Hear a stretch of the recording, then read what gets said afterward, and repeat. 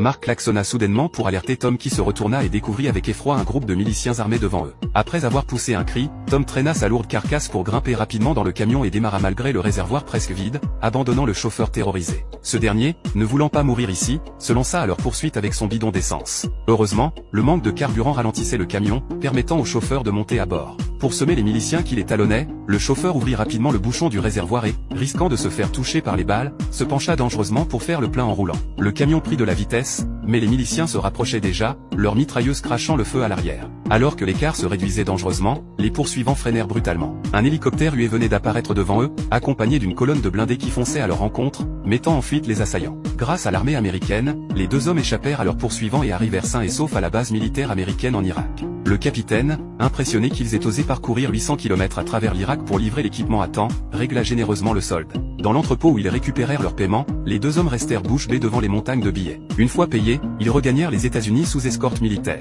Cette affaire leur rapporta une fortune, ils s'installèrent dans un appartement luxueux, s'offrirent des voitures de sport et développèrent leur entreprise. Leurs affaires prospérant, Marc reçut un jour une commande monumentale. L'armée américaine, préparant l'invasion de l'Afghanistan, avait un besoin urgent de 100 millions de cartouches des AK-47, 360 000 fusils de précision et 1,08 million de grenades. Le contrat s'élevait à 300 millions de dollars. Une telle commande leur garantirait une fortune à vie. Pour décrocher ce marché, ils se rendirent immédiatement à Las Vegas, au salon de l'armement, à la recherche de fournisseurs fiables et bon marché. Ils découvrirent rapidement qu'une commande de cette envergure nécessitait des centaines de licences et des négociations avec de multiples fournisseurs. Simple intermédiaire vivant sur les marges, ils n'avaient pas les capacités logistiques nécessaires. Alors qu'ils se trouvaient dans l'impasse, Marc rencontra par hasard au casino Henry, un véritable trafiquant d'armes capable de fournir l'intégralité de la commande à prix défiant toute concurrence. Classé terroriste par les États-Unis, Henry ne pouvait traiter directement avec l'armée américaine. L'arrangement convenait parfaitement aux deux parties qui conclurent rapidement un accord. Pour s'assurer de la qualité, ils décidèrent d'inspecter personnellement cet arsenal bon marché dans les dépôts albanais. Le général les conduisit lui-même dans l'entrepôt qui regorgeait d'armements militaires, chars, avions, tout y était.